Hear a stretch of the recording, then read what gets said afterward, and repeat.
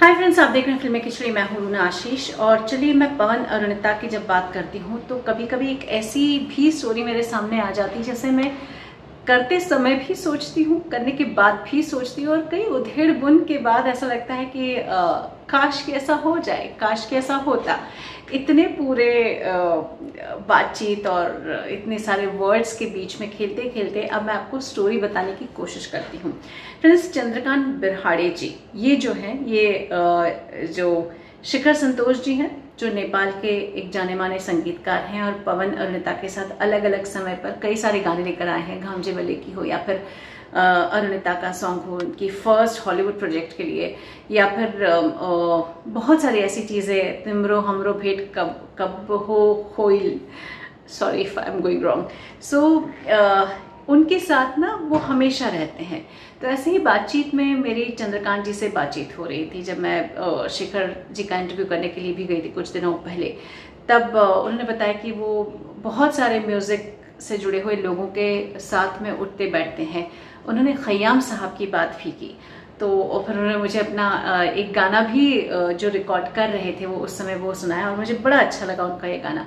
तो मैंने कहा चलिए भी बातचीत करते हैं। और इनफैक्ट पवन अरुणिता जब रिकॉर्ड भी कर रहे थे सॉन्ग तभी वो वहीं पर मौजूद थे। तो शिखर जी के बड़े अच्छे दोस्त हैं। मैंने कहा चलिए मैं उनसे भी पूछ लेती हूँ कि वो क्या सोचते हैं। उनके गाने के बारे में बात की हम लोगों ने। एक्चुअली वैसे थोड़ा बहुत मैं गाता था, थोड़े स्टेज पे थोड़ा किया, लेकिन सर्विस में तो कि you don't get time and all that.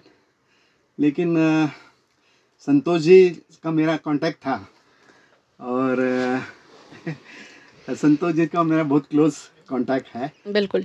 और मुझे भी इसलिए मैंने बोला कि भाई मेरे लिए एक गाना बनाओ। तो उन्होंने मेरे लिए गाना बनाया, अभी चल रहा है। तो पिक्चराइज भी किया है नेपाल में। तो अभी देखेंगे क्या होता है। तो ये पहली बार गाया है आपने? मैंने पहली बार नहीं गाया, लेकिन शूट जो किया है वो पहली बार किया है प्रोग्राम में, जो वीडियो बना है। हाँ, तो पहली बार किया। आपने पवन अरुणिता दोनों को वहीं पर सामने से सुना है। आप खुद एक कलाकार हैं, कैसे लगते हैं आपको? बाप रे, वो लोग इतने डाउन टू अर्थ है और बाप रे, they are really good by nature. वो कलाकार तो है ही, वो टेरिफिक कलाकार है दोनों भी, और नेचर से बहुत अच्छे हैं। उनका भी, संतोष जी का भी अच्छा उनके साथ रिलेशन है, अच्छा डेवलप कर रहे हैं वो। And it's really good people, they are really good, very talented and very nice, down to earth. Friends, Chandrakant ji ने मुझे बताया था कि खयाम साहब के बड़े क्लोजली एसोसिएटेड वो रहे हैं और खयाम साहब को मैं भी बहुत पसंद करती हूँ। जाने के दिमाग में एक सवाल आया कि काश ऐसा होता कि खयाम साहब, जब उनके म्यूज़िक बहुत ज़्यादा पसंद आता है, लेकिन जब वो म्यूज़िक दे रहे थे, काश उस समय पवन अरुणिता होते तो क्या वो खयाम साहब की पसंद होते। तो मैंने कहा चलिए चंद्रकांत जी से पूछ कर देख लिया जाए। आप खयाम साहब से मिल चुके हैं, आप अलग अलग सिंगर्स के साथ बहुत बार शिखर जी के साथ, संतोष जी के साथ मिले हैं, कभी अकेले में मिले हैं अपने अलग तरीके से। ये कलाकार अगर उस समय में होते तो क्या फ़ायदा होता?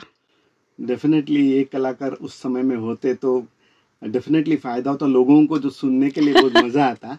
ऐसे क्योंकि खयाम साहब के साथ में मैं रहता था, मतलब he was my neighbour and he used to take me for recordings and all that. So वो मुझे बहुत फ़ायदा हुआ कि लोगों के साथ में मिला। साहिल लुधियानवी साहब, बड़े बड़े लोग थे, उनके साथ में मैं उनके साथ में जाता था, मिलता था, लता जी के साथ में भी। तो वो ऐसा उनको बोलते थे कि ये मेरा बेटा ही है। तो वो मुझे बहुत फायदा था उस चीज़ के लिए। सेकेंडली आनंद मिलिंद जो थे, आनंद मिलिंद का भी मेरा अच्छा रिलेशन था। तो मिलिंद के साथ में बहुत, दोनों के साथ में मैं काफ़ी रिकॉर्डिंग्स में जाया करता था हमेशा। और हाँ, तो हो सके तो थोड़ा सपोर्ट करते थे, मॉरल सपोर्ट करते थे। हाँ। और ये अगर कलाकार पवन और अरुणिता उस समय में होते तो क्या कभी कुछ इमेजिन कर पाते हैं? उस समय में अगर होते तो आई थिंक कुछ क्या बोल सकता हूँ, इसलिए तो मैं पूछ रही हूँ आपसे कि देखिए, जवाब अभी इमीडिएटली देना जरूरी नहीं है, बट जस्ट इमेजिन करके देखिए, आप तो इन सारे लोगों को जानते हैं। उस समय में होते तो वो ट्रेंड अलग था उसमें, और वहाँ का तभी म्यूजिक का ये दौर था, इट वाज टोटली डिफरेंट। तो वो उसमें ढल जाते थे, इतना उनके पास टैलेंट है। मतलब अगर मौका पड़ता तो इनको गाना मिलता तो ये उस समय में भी चल उस जाते। समय में भी चल जाते, इतना है। बिकॉज बेसिकली जैसे संतोष जी ने कहा कि उनका जो टैलेंट है वो, जैसे ये साहब हर एक इंस्ट्रूमेंट बजा लेता है और वे गाते वक्त भी बजाता है। That is very important. तो तबला बजाना, गाना और तबला बजाना साथ में बहुत मुश्किल है। तो हर इंस्ट्रूमेंट वो बजाते हैं। अरुणिता, उनका भी आवाज़ बहुत ही अच्छा है। She is also very much talented. और ये लोग काम निकालने को, मतलब दे निकालते हैं काम। जैसे संतोष जी का क्या है कि खूबी क्या है कि वो काम निकालता है उससे, मतलब उनकी जो टैलेंट है उसको वो बाहर लाता है। सो दैट इज उनकी ये खूबी है संतोष जी की। फ्रेंड्स, सर्टनली बहुत सारी ऐसी बातें होती हैं पवन अरुणिता से जुड़ी हुई जो कहीं ना कहीं किसी न किसी तौर पर मेरे आसपास वाले लोगों से निकल कर आ ही जाती है।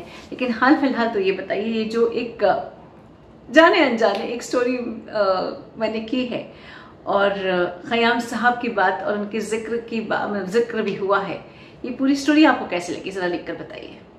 जय हिंद।